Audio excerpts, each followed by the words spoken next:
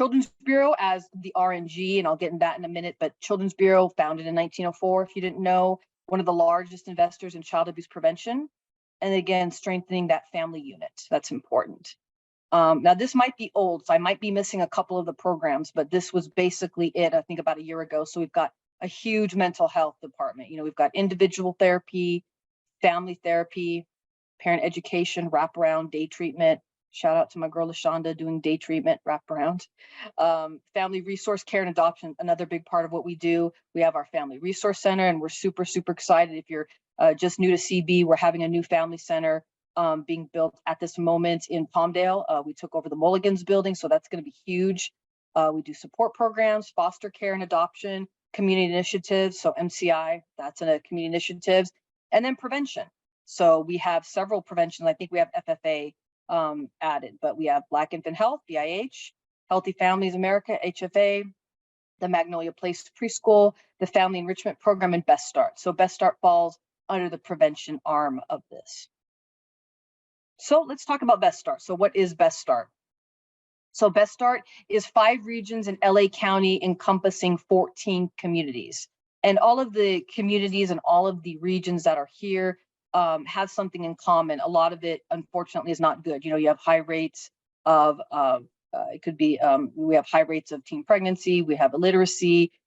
These are the areas that needed a lot of work, and so they were chosen for that purpose. And as you see at the top with the 5 on it, that's Palmdale and Lancaster. And so each of the 5 regions have what's called the RNG, which oversees the grant. So in area 1, it's Para los Niños. 2 in the Compton, Broadway, Manchester, it's CHC. I always forget what their stands for. Community Health Councils. Number 3 is El Nido. 4 is the Nonprofit Partnership, and then 5 is Children's Bureau. So that's the 5 regions. And for us, we are the regional, we're the holder of the grant. That's Children's Bureau. And then our local network contractor, for those of you familiar, AVPH, which has been in the Valley for several decades, and they do great work. So that's our contractor, which means they're doing a lot of the community outreach, a lot of that. And so how do we support the community? So we're going to start getting into the trauma-informed work. So how do we support the community? Well, we work on child abuse prevention and resource mobilization. And with child abuse prevention, we do a lot of work in policy. We have the Policy Leadership Academy. In the last couple of years, we've worked on a particular bill, which was Gabriel's Law. It was a very sad story if you're not familiar with it. Up in the AV, we had several high-profile deaths of children at the hands of unfortunately, their families. One of them was Gabriel Fernandez. And if you're familiar, you might have seen his story on Netflix. I didn't watch it. I don't want that in my head, but it was a very, very sad story. He was killed by his mother and her boyfriend. And what happened is after he was killed, our local legislator, our Assembly and our Senate, Assemblyman Lackey, Senator Tom Wilk, came together to try to combat, how can we fix what's happening? Because Gabriel was not the only one. There was Noah, there was Anthony Avalos. I think there was 2 more as well. So they tried to come up with an idea of how to solve, how to combat what's going on with these deaths of children, and maybe look at the DCFS system. The first Gabriel's Law was a way. It was kind of like I can compare it to like the Megan's Law, but for child abuse. So it was a data index, and they also wanted to look at maybe creating an ombudsman. It's actually in its 3rd now, going through to try and look again at how to combat it. But that's how we worked in the AV to work on child abuse prevention. We had calls going into our legislators when it was before the Public Safety Committee. We had calls going there. We had our blue ribbon, for child abuse prevention. We had different things going on where we would put signs on our cars and go through the community. So really trying to get the community involved. And so that's one of the ways that we looked at child abuse prevention in the past, and also resource mobilization. So with resources, it's very, very broad. But some of the work we've done 2 years ago was revolving around the census. So the census was happening, as you're well aware, in 2020. And we were really wanting to get our community members really supporting and behind it, because unfortunately at that time, our president was kind of trying to be a little bit divisive and put things into the census about, not to talk about, are you documented, are you not documented? And a lot of our community up here We do have a large Latin and a large African American population, and so they were a little skittish, about filling that out. So we were trying to get the word out that no, indeed, that was no longer in the census questionnaire. And so the census 2020 was a real big push that we were doing for resources. So those are some of the ways that we help, really get the community involved, get the community, supporting these efforts on their behalf, to really get them, supporting it and promoting that work. Community outreach, that's a huge part of what we do. These are some of our events. The top one was, I think, one of our trunk or treat, one of our Halloween events. And the bottom one is our CCAV event, Children's Center of the AV. And so that's a really important aspect of what we do. We do have our partners, AVPH, on board now, so they have been able to take that in hand. But this is something that we really do, and we attend, I think, at least 1 or 2 or 3 events a month. So we really try to get out, and the people of the AV have really been passionate about being out and about since COVID has been is on the wane, and so we're able to go out much more than we used to when COVID first started in 2020. So that's some of the work we do. So talking about trauma informed, so what does that mean? So let's get down to that. So it's another tool in the toolbox. We offer many different trainings here in the AV. We're really excited because a lot of them are extremely well received. I mean, we have a lot of trainings that, within a couple weeks of posting it on Eventbrite, we're getting 100, 200 people showing up. And so these trainings are very important to us and to offer them to the community. It's our way to, I know it's kind of cheesy, another tool in the toolbox, but it's capacity building. It's giving, and you're going to see in the video, it's giving these partners, these residents of the Antelope Valley, another tool to work in trauma, work in policy, work in DEI work. So it's a very important capacity building that we offer. So some of our trainings are our diversity, inclusion, and equity series. We've had 2 so far. The first one was in the latter part of last year in 2022, and now our second one is actually going on right now. We have 2 more sessions. So that's our diversity, inclusion, and equity series. We have a lady, Danielle Johnson, who is actually from Kansas, and she is our facilitator. And I can also share with you later on our link tree, but we do all of our videos and we put them on our YouTube channel. So all of these are available.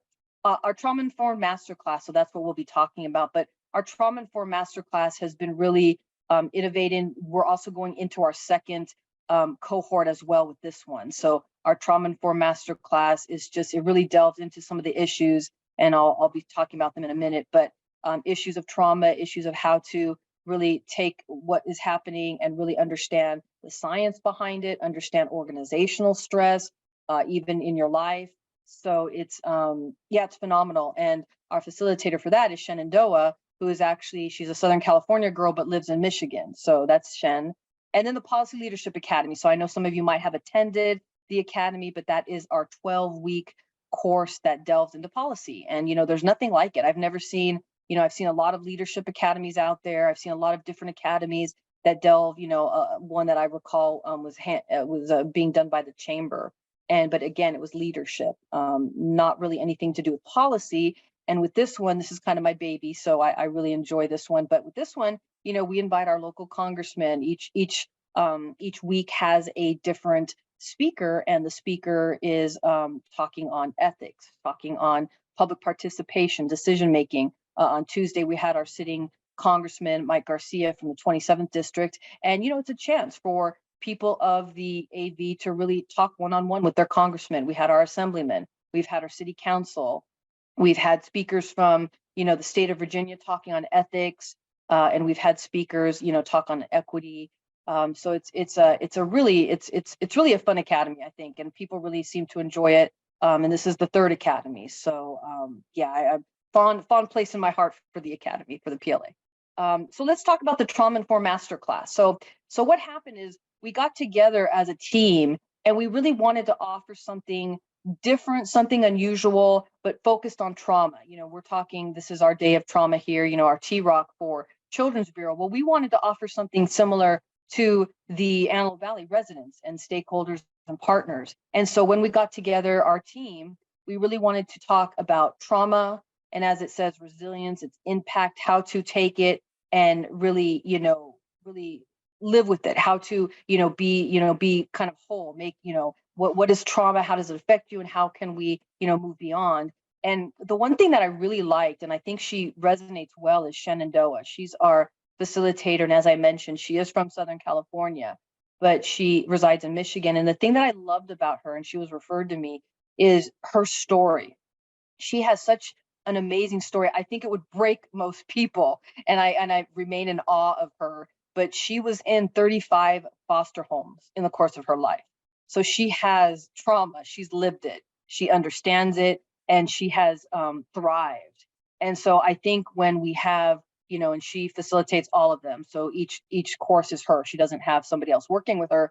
She really resonates well. And so for that reason, I think we just have a lot of people that seem to sign up and then they stay. A lot of the times when we do certain classes, we'll see a little bit of fallout, and people, sign up and maybe didn't understand what it was, and okay, thanks, that's not for me. But this one, we see a marked, it remains high. So we have about 98 people that are continuously coming to each course, and we're right in the middle of it. So we actually just finished our 5th week last week. So again, this is what's going on right now. And what I wanted to talk about was the sessions themselves. So I mentioned them briefly, but building a trauma-informed framework, adverse and positive childhood experiences. So I'm sure all of you who are here know very well what ACEs are.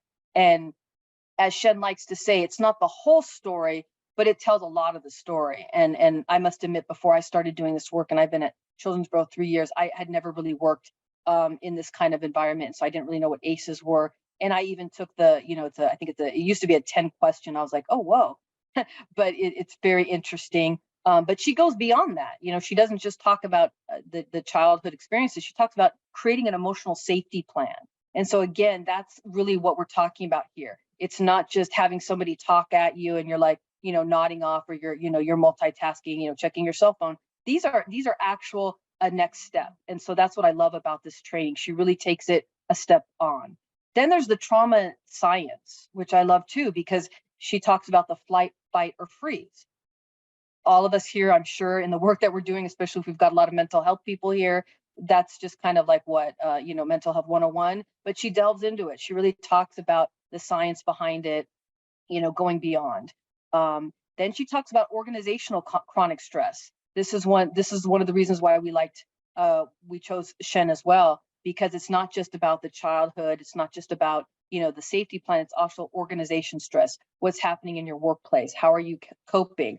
A lot of the people in mental health have huge, turnover. Retention's hard because it gets to you. The work is hard. So again, that's something that she talks about. Processing tools, what are our tools so that we can take this, live with it, and be healthy.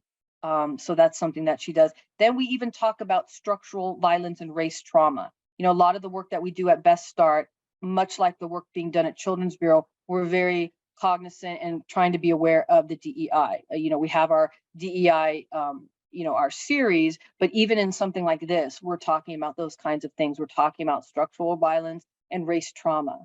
And then again, compassion fatigue, that's huge, right? In mental health, compassion fatigue is huge. And then self-design resilience, and then the centered engagement. And then we have a celebration. So that's always fun at the end. And people, I think, like it because it kind of decompresses. And so we kind of like, poof, now we're done. Let's look to the future. So that's the sessions that are involved in the trauma informed master class. And so what I wanted to do is talk about the 2 people that you're going to see in the video. So what we did was we interviewed Diana Couch. She is Alternatives to Violence Project. That is what she works on, and I'll share a little bit about her. And Denise Fawcett, A+ Nutrition. So these were the 2 ladies that both of them are very involved in the Best Start. We see them at a lot of our meetings. They attended the master class, the first session. We're also going to be doing a train the trainer at the end of June after the master class is complete, and they're both signed up to attend that. And that's, again, another thing that we're offering. This probably on the street would be maybe $2,000 for a train the trainer for our residents. We're offering it free of charge. So again, another tool in the toolbox. And so just a little bit about the ladies. Diana has been with Alternatives to Violence and is a facilitator since 1992. She has hosted many workshops, both on Zoom and in person, and has facilitated workshops in prisons since her 2003 and in the community since 1992. And she's also done workshops internationally, particularly with Zoom and for Great Britain. And the thing about Diana is she does work in the prisons, and it is Alternatives to Violence. And so why she wanted to attend the Trauma Informed Masterclass was because it was hand in hand with the work she did. And so again, this is somebody who's doing great work, who's trying to change lives out there in the prison system, but however, may not be able to afford a master class. You know, she's just a small little nonprofit working out there, but we can offer this to her in the Antelope Valley. With Denise Fawcett, Denise is very involved in the community. She's a part of a local church, and she has a compassion to help others. And so it became her mission to make achieving and maintaining a healthy lifestyle reachable.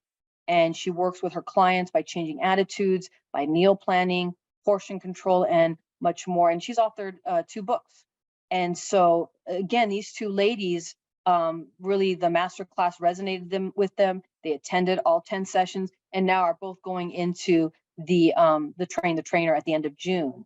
So I think that's really exciting that they're now taking what they've learned, taking it a step further, and now are going to be able to train. They're going to be the trainers. So how exciting, how cool is that? And that's another thing of what we do in Best Start. We want to create, we want to identify, and we want to create leaders. That's so important to us because we're just, we're here, we have the grant, but they're the ones that are going to keep it moving forward as the years progress and when the grant eventually runs out. I'm going to stop just for a second. I know I've been talking, and so I want to see if there's anybody that has any questions. I'm happy to answer anything if we have any questions at this time, or if you've fallen asleep, wake up. But let's see, is anybody asking any questions that you? I don't see any questions, but people are making some really good comments, Tracy, Okay. about your presentation so far. If anyone has any question. Sure. Go ahead. Will there be another initial, not a Train the Trainer, but another initial trauma masterclass? Yeah, thank you so much, Quinn. We have had so much of a response, like I said, like the people in the AV, and I know that we picked up a lot of, like people in CB because I also forgot to mention, but our, all of our series and all of our sessions are approved or not approved, but they can be used as credit for Children's Bureau. So that's something to keep in mind if you do find anything that we're doing, resonating or that you'd like to attend. But absolutely, because the Trauma Informed Masterclass has really just every time and like I said, this is the second cohort, people really just seem to enjoy it. They get so much out of it. And, because we're doing the Train the Trainer at the end of June, people want to attend all 10 because you have to qualify. However, you don't have to if you miss one or, 2. So I definitely think that this is going to be something we continue because there is such a desire, because there's just a real lack of these kinds of trainings in the AV. Unfortunately, we don't see a lot of these, and so it is really it's part of our scope of work with the Best Start program that we do capacity build, and so it's right aligned with our deliverables of what we're doing. So I would say probably pretty confident that we will have a third one. I would think, yeah, absolutely. Okay, so any other questions? Happy to answer. Okay, all right. So I'll continue. Yeah, and just if there's anything that comes up, and let me just start sharing again. And so yeah, so those were our ladies. So that is Diana Couch and Denise. And again, as I mentioned, they both completed the Masterclass 1 at the end of last year and are now going to be able to, that's the prerequisite. So they will be attending the Train the Trainer at the end of June. And just in case I didn't mention, the Train the Trainer is a 2-day event, and that will be facilitated by Shenandoah.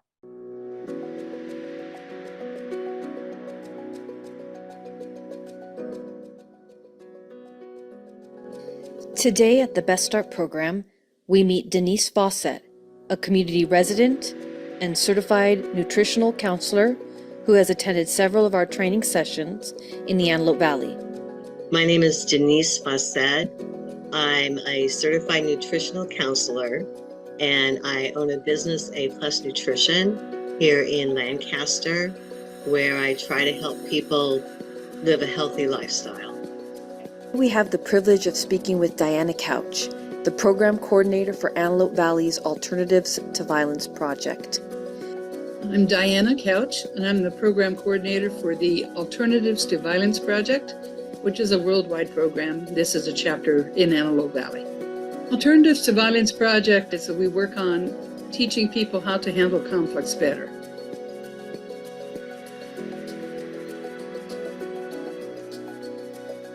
I found it very informing. There were a lot of things that I was able to glean from it, and several of the speakers that I'm going to be able to use in my own business as well as other organizations that I'm involved in, which was very beneficial to me.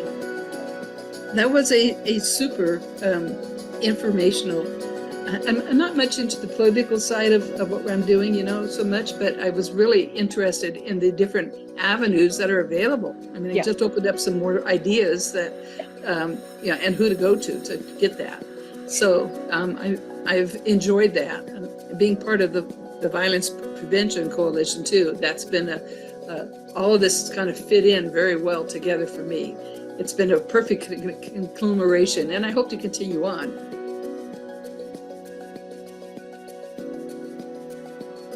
It's been informative in giving me different ways of looking at trauma, having been a survivor of trauma myself, and working with a lot of young ladies. I mentor young ladies that have been through trauma, my own daughters, my granddaughter. It gives me more knowledge of how to work with them, how to talk to them, and looking at things from a different perspective and getting input. I like getting input from the others that are in the class as well. Just understanding how people think, what kind of things are behind some of these thoughts and feelings that may be foreign to me, but they're certainly not foreign to others. And so trying to understand that, and that makes a big difference in the work I do. Yes. Of my conflict resolution. So that's one of the reasons I was really excited to see that there was something local that I could attend. Have enjoyed my relationship with Best Start.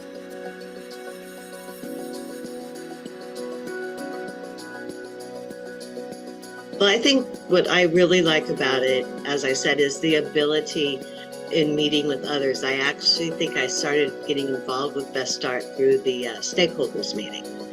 Was when I first started getting involved, and then got involved in other things, and now I'm a part of the Policy Leadership Committee, which is really exciting to me, to be able to work to invoke change in the Valley, because that's something that's always been on my heart, is to be able to make the community I live in a better place, and to be able to help those people in the community. And I believe that Best Start and everybody that you're connected with is a good platform to do that. And I'm just excited to be able to be a part of that and to build this community.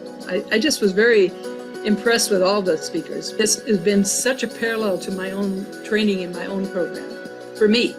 Yeah. And so it was like nice to be able to get some more understanding and feeling and all that. Some great speakers. I really enjoyed them all. Thank you for including me in this. I feel privileged. Thank you.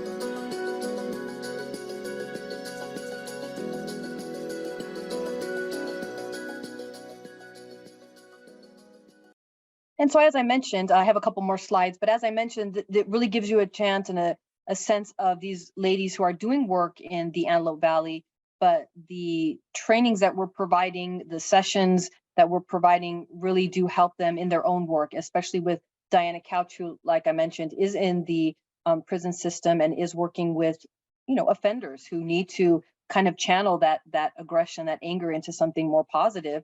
And then with Denise, I didn't realize until I interviewed her, but she had her own trauma, as did the ladies in her family. And so very personal, issues that are happening with her. And she's able to attend these trainings, especially the trauma-informed masterclass, take that trauma and use it in a healthy way, to use it, move forward, and kind of, take that negative and turn it into a positive. So really, really interesting for me personally, just meeting with them and having that conversation. So let me move on to the next slide. And so finally, I know I'm probably going to give you a little time back, but the final was get involved. So there is our link tree. As I mentioned with Best Start, you can access through that link tree. And if you're not familiar with link tree, it just has a bunch of links. Instead of putting, those 500 links on your email signature, you can just put the link tree. So we have our YouTube, we have our Facebook, we have our Instagram.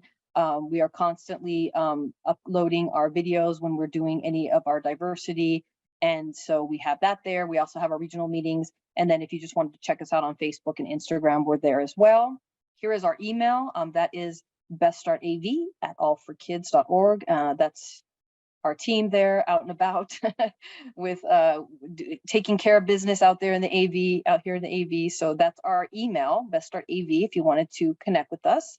And now I'm going to open it. If you have any questions, I'm more than happy to answer them. So if anybody has any questions, and I'm not sure if there's anything in the chat. Meetings still virtual, or are they in person, or kind of what do those look like? Oh, sure. Yes, we meet on the first and the third Thursday of the month. And the morning meetings are virtual and in person. We meet, for those of us, again, who are in the AV, we meet at AVPH and then online. And then also you I can put the email in the chat if you're interested at all. We do have our virtual meeting. So for those who are not in the AV, you can shoot us an email and say, hey, I'd like to be added to your listserv, and we can certainly do that. But yes, they are, they're hybrid in the morning and then virtual at night. And that's, again, the first and third Thursday of the month. Thank you, everyone. So any other questions about any of the work we're doing, trauma informed? Who attends your training? Yeah, that's a great question, Yvette. So what we do is we really open it up to the public. We have worked in the past with our Marcom team, marketing communication. We have worked in the past with the Marcom team to do ads, and they're usually Facebook ads. So once we kind of put it out to our local, we will put it on Facebook, and then we'll get people. We actually, I think it was it the trauma informed or the diversity Darrell, where we had people all over the country. We had people from the UK. It was Yeah, crazy. we have people from Upland It was that were part. yeah, it was exciting because when I was sending out the emails, I was like .co.uk. I was like, wow. So it's yeah, I think it's just one of those things that people want, and like I said, if you're putting a monetary amount on it, this would be, probably a pricey, a 10 session masterclass and by somebody who is, somebody who does the work. I mean, it's not just, somebody's friend, that would probably be a couple hundred, maybe $1,000, and we're offering it free of charge. So again, that's something that's really, to me, impressive that we're able to do that for our residents. And so getting back to Yvette's question, it'll be residents and stakeholders. We call them stakeholders, network partners, but mostly it's CBOs, businesses, small businesses. We seem to have a lot of tiny nonprofits in the AV. So you see a lot of them. We have one particular that comes to mind, Project Joy, and they'll send their people because maybe they can't attend. They can't afford something like this. So they'll attend us, and that's great. We want those partners. Absolutely. We want to help them. So mostly what I would call stakeholders, network partners, and residents of the AV. But we do get a lot of outsiders. So I think we had somebody from Boston now. She's got a thick Boston accent when she talks. So yeah. So any other questions? I'm happy to answer. We've got 6.5 minutes. Yeah, if you could go back, Tracy, just a bit. You were talking about train the trainer. Yes. That was for the trauma informed, or Yes. was it just specifically for that? Yeah. So what happened is, because we had the one session last year, again, there was such an outpouring of, desire to be in the master class. We started a second. We call them cohorts. And so the second started in January. It's going from January to June. And what is happening is, at the end of that, they have to have attended all 10 sessions, and that's per shen, because each session is compounding. So it's building upon. And so at the end of the 10 sessions, we will be holding, it's actually I think 2 weeks later, we will be holding an in-person train the trainer at Antelope AV Partners for AVPH, Antelope Valley Partners for Health. And so it's going to be all day. I think it's a Tuesday and a Wednesday, or Wednesday and Thursday. And so it's going to be an all day event. They're going to be in person, and again, no charge to our residents and our partners. So, I mean, again, putting a monetary dollar on it, that would probably be $2,000. But we are offering it free of charge to our residents. So it's exciting to be able to offer that to them. And I think we already have about 15 to 20 people who are on track to be attending that. So again, that's super exciting for us. But yeah, that's the train the trainer in June. Why you want to come, Lucy? Think so. I You don't know. gotta make it. Not you if gotta you're make it gonna down be to the- there. I don't know. We're gonna have to work something out here. I know, they told me I have to come by and say hi. But yeah, that's an exciting, again, another training that we're offering. So yeah, super exciting for our residents. Tracy, Yes, Lydia. hi. Hi, Lydia. I miss you.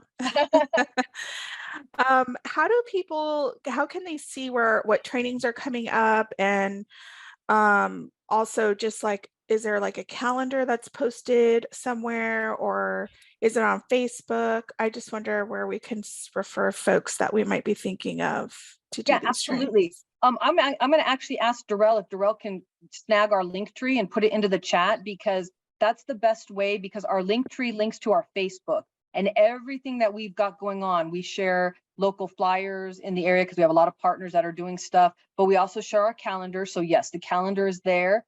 And then if you want to get on the listserv, which is the email, the Best Start AV at All for Kids, just again, send that'll go to Stephanie and just say, hey, can I join the listserv? And you'll get everything. And because we are very, we'll send, information about our regional, we'll send upcoming events, we'll send a lot of resources. So that would be the best way. I would recommend either the Facebook or just getting on our listserv, because then you'll get everything. Great. And some of it may not be relevant if you're not in the AV, because it'll be a lot of flyers, but you will get the other stuff too. We obviously can't divvy them out, but we will get that to you. So yeah, that would be my recommendation. Great. Thank you so much.